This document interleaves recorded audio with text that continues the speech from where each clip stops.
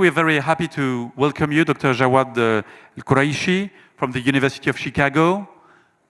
Yeah. I'll explain that in a second.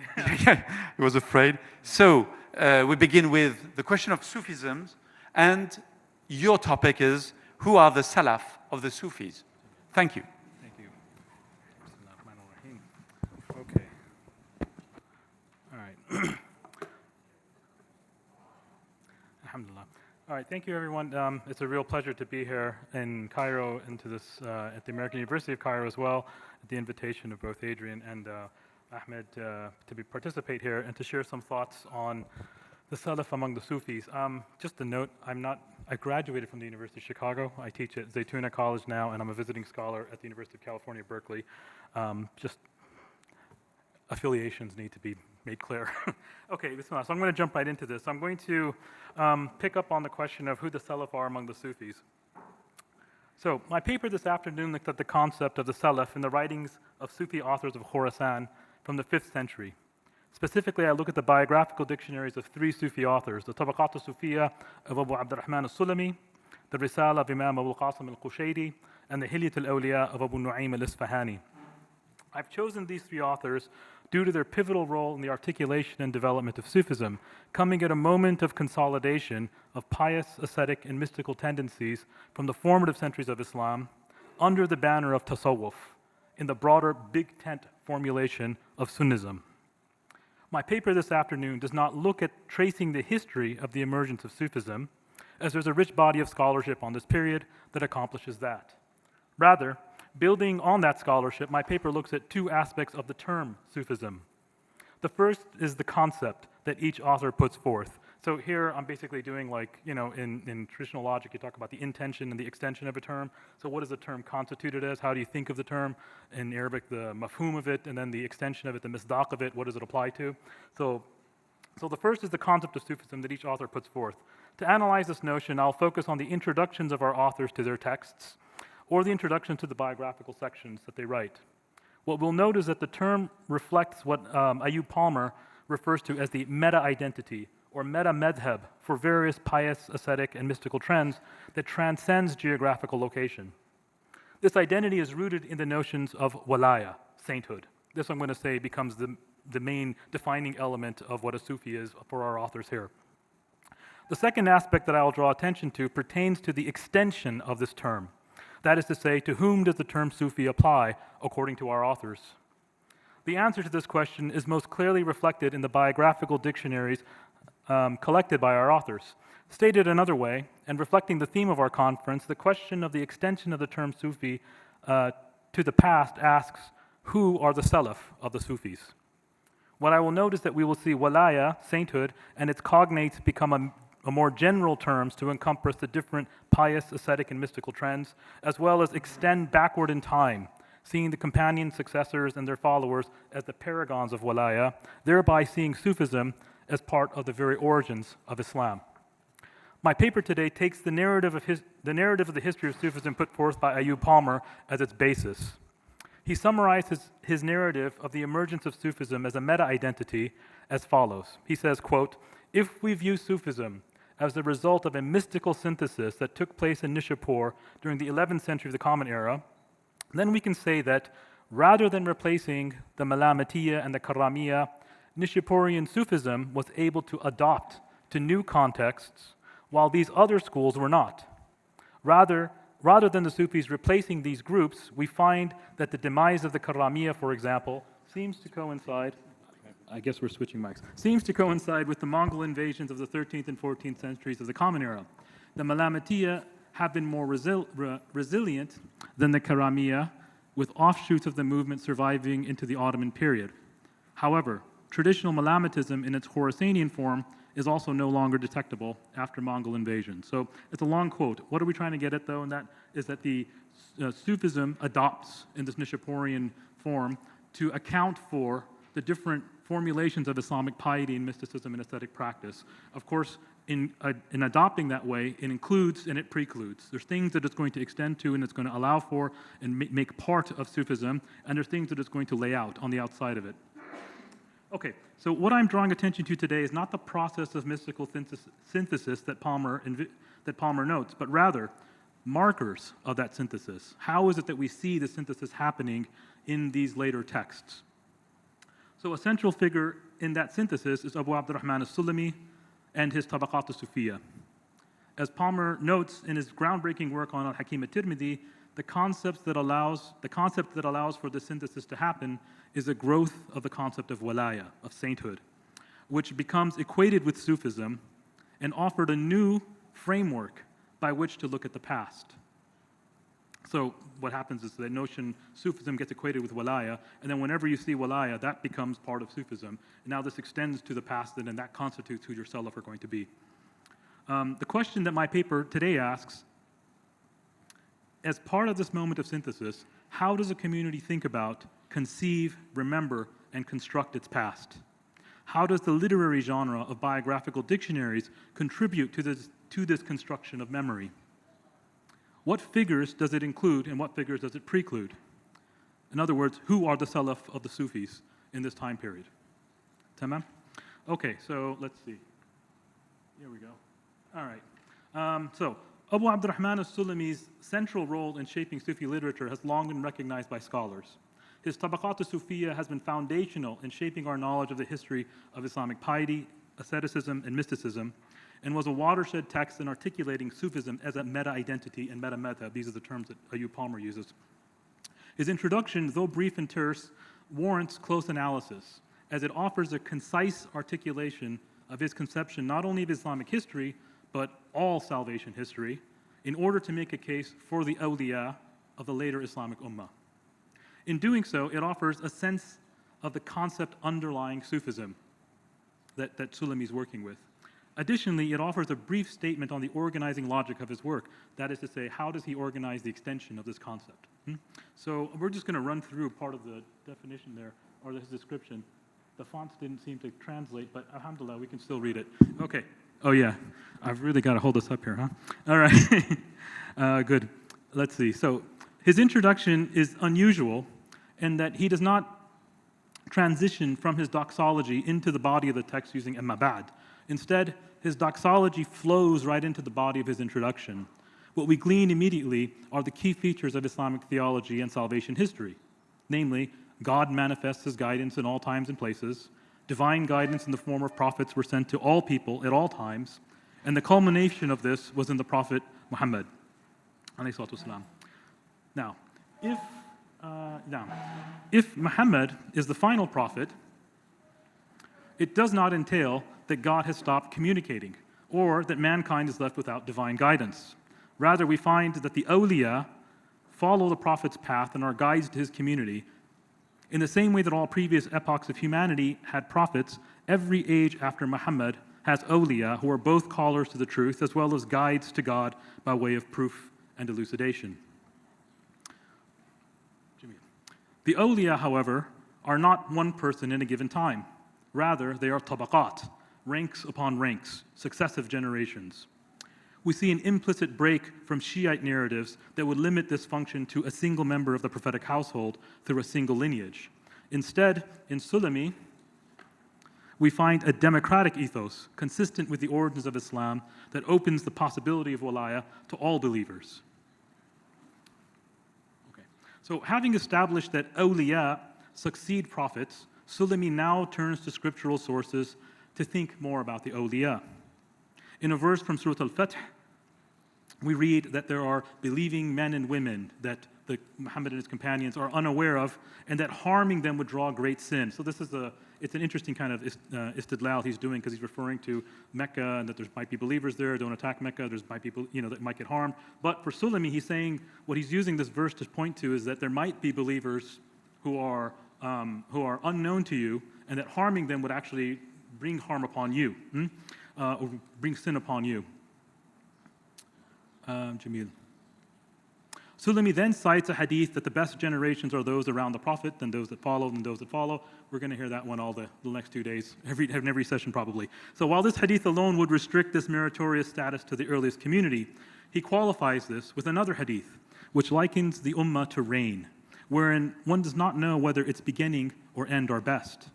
In doing so, Sulami counters the notion that attaining ideals of Islamic perfection is a bygone effort, after the age of the companions, successors, and followers, as suggested by the first hadith. The second hadith offers us a sense of continuity and perpetuity of wilaya in the last members of the ummah, meaning the people his own, for him, writing in the 4th century, is one of the muta'akhirin, right, in his time. So, Sulami concludes from this hadith that the ummah will never cease to have awliya that carry out the function of prophetic guidance. The awliya then are explicitly called successors, khulafa, right? So he says right there, فَهُمْ فِي الْأُمَمِ خُلَفَاءُ الْأَنْبِيَاءِ وَالرُّسُلِ. So they're successors to prophets, not just for the latter days, but to the end of time. Citing another hadith that links 40 saints upon the character of Abraham. And this isn't the hadith of the Abdal. I know Rana has written a great article on the Abdal, so you have to cite that if you're talking about Abdal here. Okay, so it's not that one, but it's a similar idea that there's always going to be 40, right? There's always going to be 40 that are in the ummah for all eternity. When one dies, they get replaced. So finally, Sulami gives us the methodology of his book. Okay, so that's the kind of the overview of his introduction. Let us observe that nowhere in the introduction to his tabaqat does Sulami invoke the term Sufi. Rather, we find him speaking in terms of making the case for walaya, for sainthood. Yet the title of his work pertains to what he calls Sufis, Tabaqat al-Sufiyya. What then is Sulami's conception of the varying forms of Islamic piety? Ascetic traditions, the Nishapurian Malamati tradition, and Sufism. To answer this question, it is relevant to how he conceives of Sufis. We must look at a shorter treatise that he wrote titled Darajat al-Sadiqeen, edited and translated by Kenneth Honorkamp. This text is a response to a question asking him to explain, quote, the difference between tasawwuf, the path of blame, turuq al-malama, and the way of the people of love, sabil ahl al-mahabba, right? In response, Sulami states, quote, these three names refer to the outward characteristics of differing spiritual stations and various points of view, when in fact, blame and love are each a station and innate characteristic of Sufism. So, in other words, Sufism is the general category, and malama and mahabba are species or methods of Sufism. So this is that Sufism becoming that meta-identity now that's going to account for all other forms of spirituality and ascetic practice. This is what Ayub Palmer and others have referred to as Sufism becoming a meta-identity and a meta-madhab for Islamic spirituality, seeing the other forms as mere reflections of the Sufi path. What can we gain from this? We can note that Sulami's conception of who is a Sufi is rooted in walaya, whose authority derives from prophethood. This walaya then is democratic in that it is available for any believer to attain. Further, this walaya is not limited to a particular cluster of teacher-student relations, nor is it limited to a localized geographical tradition such as Egypt, Syria, Iraq, Khorasan, or other parts of Persia. Right? So we have primarily what comes to the fore from this introduction is the notion that Sufism is really about walaya, about sainthood. Okay, the extension now, how does he apply this? So this is the concept that he's working with, and now in the biographical part, he's going to lay out who these people are. He's going to start naming them and giving biographical entries on them and quoting their hadith and so on and so forth. That's the rest of the book, the Tabaqat al-Sufiyya. Okay, so given this conception of Sufism, who then are Sulami's Sufis? For the most part, Sulami adheres to the methodology described in his introduction. He divides his book into 5 generations, and for each provides 20 biographies, with the exception of the last tabaqah, which has 23. The total number of entries comes to 103. Within each tabaqah, he follows neither an alphabetical arrangement nor a historical order. He seems to place the foremost member of that tabaqah in the beginning, with the remaining biographies relating to the first figure in some fashion. The first entry is of Fudayl ibn Iyad. The last is of Abu Abdullah Muhammad ibn Abdul Khaliq al-Daynawri. The heads of the 5 tabaqat are Al-Fudayl, Junayd, Abu Muhammad al-Jariri, Abu Bakr al-Shibli, Abu Sa'id ibn al-A'rabi. Sulami's 103 biographies cover a span of 265 years between his own death in 412 and the death of his earliest biography, Dhunnun al-Misri, who died in 147 of the Hijra. Okay, so for Sulami, these are later awliya, whom he characterizes as, quote, those endowed with mystical states, who speak about unicity, tafrid, and the spiritual realities of tawheed, and apply the methods of detachment. They stand in contrast to the companions and the earliest Muslims, though both are species of walaya. So in the quote, he says, I'd already mentioned in Kitab al-Zuhud, the companions, successors, and followers. Now it's interesting, he doesn't title it Sufis, he doesn't bring it in his book of Tasawwuf. He has a separate text, Kitab al-Zuhud, and that's going to be focused on the Sahaba, the Tabi'een, and so on and so forth. So we see this distinction he's making in this period, right, in his writing. So Ayub Palmer offers a succinct summary of Sulami's synthesis. He says, Sulami consciously integrates Malamati figures into his Tabaqat al-Sufiyya, and he even wrote a treatise in which he describes the Malamatiyya as a higher spiritual rank than the Sufis. Yet, in his Risala Malamatiyya, Sulami uses the term Sufi to describe the particular movement that originated in Junayd's circle in Baghdad. While in other contexts, such as in the Tabaqat al-Sufiyya, he uses the same term to refer more generally to a mystic of high spiritual rank, regardless of school. So Sulami's usage here, in contrast to his Risalat al-Malamatiyya, Sufi is simply a mystic of high rank. Right? It's not a particular lineage of Iraqi Sufis, Malamatis of Nishapur, the Karramiyya that are kind of all over the place causing trouble at this time, or the old school ascetics and Zuhad of yesteryear. Right? It's spiritual authorities of a high rank. All right, let's move forward. So, all right. Abu Qasim al-Qushayri's Risala is one of the most successful texts to come from this period and has been a mainstay in the study and teaching of Sufism since its writing. What distinguishes Sulami's Tabaqat al-Sufiyya from Qushayri's Risala are the ends to which both works were written. The Tabaqat, while doing the work of treating Sufism as a meta-identity for Islamic piety and mysticism, is by and large memorial, cataloging the sayings and hadith narrations, when applicable, of Sulami's biographies. The Risala has a decidedly more apologetic tone throughout and can be seen as having four parts, bringing together different genres of Sufi writing. The first is an elucidation of the creed of the Sufis to show that it conforms with the broader Sunni teaching. The second part is our concern today, offering biographies of prominent Sufis up to his time. The third, the longest part of his book, glosses Sufi terminology and outlines the various stations of the Sufi path. The final, the shortest part of the book, offers a counsel to would-be disciples. The influence of Sulami on Qushayri throughout the Risala is ubiquitous. Not only was Qushayri a junior peer to Sulami, but Qushayri is said to have continued the path under Sulami after his own master, Abu Ali al-Daqqaq, passed away. Similarly, Sulami is a key source of narrations throughout the Risala. And finally, the biography section, which we're going to look at, draws extensively on Sulami's Tabaqat al-Sufiyya with important differences, as we'll note. Okay, so what's the conception that Qushayri is working with? So the Risala itself is apologetic in nature, emphasizing that Sufis are God's awliya. So again, we're seeing this notion here, the Sufi is the wali, right? And we're making it a broad category that can apply, breaking it out of regional schools, and these other formulations of who the saints are. He states, God has made this community, hadi al-ta'ifa, so again, community is a bad translation, but ta'ifa referring to the Sufis here, his friends of choice, and placed them above the rest of his servants and immediately after his messengers and prophets. May God bless them, greet them all. So Qushayri proceeds to lament how rare the true Sufis are, as there are many claimants who violate the basics of the path. This apologetic tone is important when looking at his biographical section. So Qushayri begins the biographical section with the following heading. There we go. All right. So, mentioning the masters of this path and of their life and sayings, that which illustrates their exaltation of the sacred law. So again, we want to make sure you're reading this, you understand that these people do not violate the law, they're part of the law, they're extending the law. You can't criticize them for those reasons.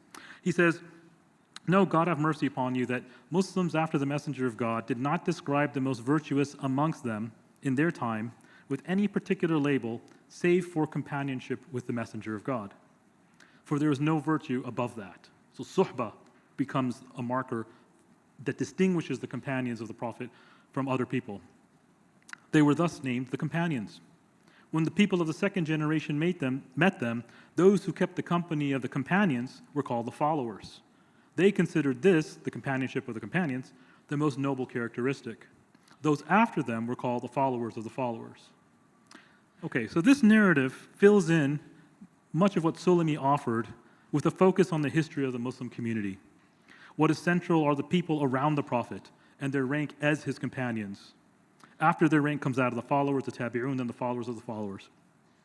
Qureshi continues, offering a narrative of the spread of heresy and the emergence of an orthodox preservationist ethic, with the name tasawwuf being applied to those that undertook this project. So it's right there at the bottom there. He says, so then the people disputed, ranks differed, and the elect of the people who had great concern for religion were called renunciants and devotees, zuhad and ubad. So this is the early kind of ascetic conception. Then innovation spread, and each sect made claims for itself, and each one claimed that they had renunciants. The elect of Ahl Sunnah, of the Sunnis, those who took account of their breaths with God, those who protected their hearts and passed from heedlessness, took the name Tasawwuf. And before 200 of the Hijrah, this name became famous for those masters. We will mention in this section the names of the groups of the sheikhs from the path from the first generation to the time of the later scholars among them, and we will mention something of their lives and sayings that will indicate their foundations and comportment, God willing. Okay, so where do we get from this? So the anxieties underlying Qushayri's authoring the Risala are made even more apparent in the conclusion of this biographical section. So he gives us then about 83 odd biographies, and then he concludes it this way. He says, our purpose in mentioning them here, all of these biographies, is to clarify that they all unanimously agreed upon exalting the sacred law. They are described as treading the path of spiritual discipline. They firmly adhere to the Sunnah, and that they are not lacking in any comportment in religion. They are in agreement that anyone who lacks pious deeds and spiritual exercises and has not built their affair on the foundations of scrupulousness and God-fearingness makes a false claim before God in what he claims for himself. This is someone who, tried by God, destroys himself and destroys those that are deluded by him, those that have relied upon his misguidance. All right, so we see a very clear apologetic agenda in giving these biographies. He wants people that are orthodox examples. So, what then is the extension of Qushayri's conception of Sufis? How does he present them?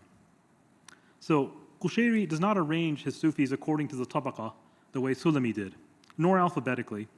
Rather, he arranges them for the most part historically, starting with Ibrahim ibn Adham, who dies in 161 of the Hijrah, and ending with Abu Abdullah Ahmad ibn Ata, who dies in 369. Qushayri provides biographies of a total of 83 Sufis. Of these 83, 80 correspond to biographies that Sulami offered. All but 3 of these figures are mentioned in Sulami's Tabaqat, namely Dawood al-Ta'i, Ahmad Zaqaq al-Kabir, and Abu Ubaid al-Basri. Just as a side note, though Sulami does not allot them in individual entry, they are mentioned in the Tabaqat. And interestingly enough, when Qushayri cites them, he actually quotes Sulami as the first person in his isnad. Okay, so then continuing with comparing the Sulami's Tabaqat and Qushayri, so 25 biographies from Sulami's Tabaqat are not included in the Risala. Some of them, it seems, were excluded due to length, but others are clearly deliberately excluded, namely Al-Hallaj. So Sulami includes a section on Hallaj, but Qushayri is very keen not to. Again, the apologetic agenda is working here to say we want to make sure people that we're going to present are not controversial, and if you're going to choose the controversial figure from the early period, it doesn't get better than Hallaj. So we're going to exclude him. So Qushayri does include sayings of Hallaj in other parts of the Risala. However, if we keep in mind this purpose of the biographical section, as noted above, Hallaj becomes a problematic figure. What we get more explicitly in Qushayri is rooting the notion of walaya in the companions, where Sulami generally stated that, Qushayri makes it a point to say suhba is a ranking of walaya, and in the companions of the earliest Muslims. While Sulami alludes to his own notion of this in his lost Tarikh al-Zuhad, it is not developed in his Tabaqat al-Sufiyya, as we saw. Qushayri too does not develop this notion. It is in our next author, Abu Nu'aym al-Isfahani, that we find an embrace of the companions as awliya taken to its fullest. So what I'm trying to get at here is that in listing out who our Sufis are in these biographical dictionaries, there's a choice that's being made of who we want to remember as our authorities, as our salaf. And Qureshi and Sulami, while they account for the Sahaba, give them their rank, they nod to their meritorious status, they don't include them in their lists of Sufis, right? And that's the key difference I'm trying to draw attention to. Abu Nu'aym al-Isfahani, however, in his Hilyat al-Awliya, we're going to see he actually does the opposite, right? So let's move forward then. So with Abu Nu'aym's Hilyat al-Awliya, we see the fullest expression of ideas that were only suggested by Sulami and Qureshi, namely reading the earliest Muslims as awliya, as Sufis. It should be noted from the start that Abu Nu'aym's Hilya is substantially larger than both Tabaqat al-Sufiyya as well as the Risala. The former is one sturdy-sized volume, whereas the biographical section of the Risala is 1/3 of the book. The Hilya, by contrast, is 10 large volumes. Right? It's a pretty massive work, and it unfortunately hasn't received the attention that it should in terms of critical editions and so on. There is a good edition that came out from Cairo that's had some khidmah to it, but it still needs a lot more work to it, which is interesting because actually in the tradition itself, many of the muhaddithun saw it as an important source, and they did takhrij of it, and they added to it, and so it has its own khidmah in the tradition, but in the publishing world, it hasn't received that yet. So, okay, Abu Nu'aym's 28-page introduction covers a variety of issues pertaining to Sufism. He states that he is responding to a request to gather together, quote, a book that brings together the names, hadith, and sayings of prominent realized Sufis and their imams. This work, he continues, will also encompass the companions, the followers, and their followers, who are characterized as having ahwal, spiritual states. Like Qushayri's Risala, the Hilya has an apologetic end to it as well, as jurists and scholars of hadith censored the would-be Sufis of their time, the unorthodox figures that have entered the ranks of an otherwise noble group.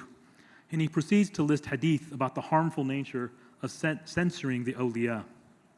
This is followed by a number of characteristics, nu'ut of the awliya, that are backed by hadith. So again, he's not talking about Sufis, he's talking about awliya. Wali becomes the thing that he's primarily interested in. And there's a long set of descriptions, which we don't really need to get into, but I'll just skip that for the interest of time. So in the next major division, in the introduction, Abu Nu'aym discusses the derivation of the word Sufi. So now he actually says, we're going to equate walaya and Sufism together. He prefers an allusion, an ishara, that comes from the word safa, purity, but lists a number of other common lexical derivations. A sufana, an herb of a leguminous plant. A sufa, the name of an ancient tribe. Sufat al-qafa, the hair on one's nape, or suf, wool. So he gives all these standard derivations that one finds for the word Sufism. He provides a lengthy explanations for how each one applies to the Sufis or not, and not preferring one. He continues then glossing this notion of walaya, but I want to move forward and speak a little bit about. Okay, so what we get then in this 28 or so pages in this lengthy introduction is this long description of what Sufis are. So fundamentally what we're seeing is a notion of walaya, and that's actually what we see in his title, Hilyat al-Awliya, the adornment of the saints. Okay, we can glean from this relatively lengthy introduction is a grounding of Sufism in the Quran and Hadith descriptions of the awliya. So for every point of description of the wali, he's fundamentally lying on Quranic usage or on Hadith usage of who a wali is. We see a clear embrace of the term Sufi and its lexical sources, and an extension of this term to all saintly figures from the origins of Islam to Abu Nu'aym's time. Okay, what then is the extension of this concept? So how does he apply it now? So we saw for Sulami and Qushayri, it's kind of this meta identity, but it's tied to people from the 2nd century onward. So how does Abu Nu'aym apply it? Here, Abu Nu'aym is more explicit than Sulami and Qushayri in extending walaya to the companions. The first volume, again, this is a 10-volume work, the first volume starts with the Rashidun Caliphs, followed by the remainder of the Ashra Mubashara, the 10 promised paradise, and continues with the rest of the companions. Of particular interest is a section of those who are considered Ahl Sufa, the people of the bench. Abu Nu'aym lists 38 companions from among their rank. He begins this section by saying, we mention now, relying upon God, the people of the bench, their character states, and listing those whose names have come down to us through chains of transmission that are attestable, along with clear proofs thereof. He then narrates a number of hadith, giving the isnad for each about the virtues of people that are interpreted to be from Ahl Sufa. These hadiths are interspersed with Abu Nu'aym's explanation of various aspects of them. Their numbers were not constant and changed due to individual circumstances. The Ahl Sufa were poor, they were members of various tribes, they didn't have affiliation, and so on and so forth. Concluding his remarks on the Ahl Sufa, Abu Nu'aym states that the companions would visit the Ahl Sufa after the Prophet's passing in order to seek their blessings. He uses this to transition to a discussion of the Prophet's family. He narrates a hadith that states, all progeny and descendants are cut off on the day of resurrection, save my progeny and descendants. Abu Nu'aym says, the family of the Prophet, Ahl Bayt al-Nabi, and his children, awladuhu, used to visit the people of the bench and the poor, the Ahl Sufa and the Fuqara, and mix with them, following the example of the Prophet. This is clearly, I think, an anti-Shiite statement in that he is making the Ahl Sufa the source of barakah, not the Ahl Bayt. He then gives a biography of Al-Hasan ibn Ali and a mere paragraph on Al-Hussein. Of interest also is that Abu Nu'aym also lists female companions. He lists 28 female companions, including the daughter of the Prophet, his wives, and other prominent sahabiyat. Abu Nu'aym, this is all within volume 1 and 2. Again, 10-volume work, much, much vaster than what we're finding in Qureshi and Sulami. Abu Nu'aym then begins his section on the Tabi'un, and he prefaces the biographies with standard Sunni hadith about the virtues of the Prophet's generation and those after them, what we've already seen. And the first entry here is of Uwais al-Qarni. Abu Nu'aym makes it a point for a number of the major followers to end their entries with a selection of gharib hadith, because he's a hadithi, so he's interested in this kind of work. I'll skip over that for a second. There are also important entries on Al-Hasan al-Basri, Umar ibn Abdul Aziz, Ibn Sirin. The Tabi'un of volume 5 are rather unique in that Abu Nu'aym points out that many had minor companions narrated hadith on the authority of these Tabi'un. So you have Sahabi relating from Tabi'in, right? So this is again hadith interest. Examples are plenitude. In volumes 6 through 9, the Hilya, Abu Nu'aym covers prominent hadith scholars, early Sufis and Imams of the Madhabs. These are all now awliya that fall into this category. Of the early jurists, he includes major figures, Malik ibn Anas, Sufyan al-Thawri. Sufyan al-Thawri actually has the longest entry in the book. Layth ibn Sa'ad, al-Shafi'i, Ahmad ibn Hanbal. Noticeably missing is Abu Hanifa, Abu Yusuf, Muhammad al-Shaybani, and the rest of Abu Hanifa's circle. Of the early hadith masters, he includes Abu Zur'a, Shu'bah ibn Hajjaj, Sufyan ibn Uyayna, and others. His discussions of early Sufis in the 8th and 9th, 10th volumes begins to parallel the material found in Sulami's Tabaqat and Qushayri's Risala. What you find in the Tabaqat al-Sufiyya and Qushayri's Risala forms only volume 10 of Abu Nu'aym's Hilya. So in the interest of time, let me just wrap up some thoughts there. What do we see then? With Abu Nu'aym, we start to see this embrace now. We're past the idea of formulating what Sufism is. There's already a sense that Sufism is this meta-identity, meta-term that encompasses and speaks for all forms of piety, mysticism, and ascetic practice, and that now we're in a comfortable position not to have to make a case for Sufism, but we can understand Sufism as walaya and wala as sainthood, and that sainthood and walaya can be read into the past too. And we can find the highest authorities then can also be treated as saints, and then also as paragons for Sufism. There's a lot more to be said, but I want to note a couple of things here. What am I trying to get at? So in this, who were the salaf of the Sufis, right? That's kind of what we started this paper with. That's the question, title of my paper. The salaf of the Sufis are fundamentally the awliya. Again, we're talking about the Sufis at the time of Qushayri and Sulami, when they've already made this move towards making Sufism as a meta-identity. So the salaf of the Sufis are the awliya. How then do we understand who the awliya are? They are people of piety, of asceticism, of mystical states, and that speak about religious and spiritual truths. Fundamentally, they are tied, they are connected through relations of suhbah, of companionship, on the model of the Prophet and his companions, and then down through a hadith format, not just in simply a hadith narration format, but in a sense of keeping the company of and taking on the spiritual states of that teacher. So they're tied to suhbah.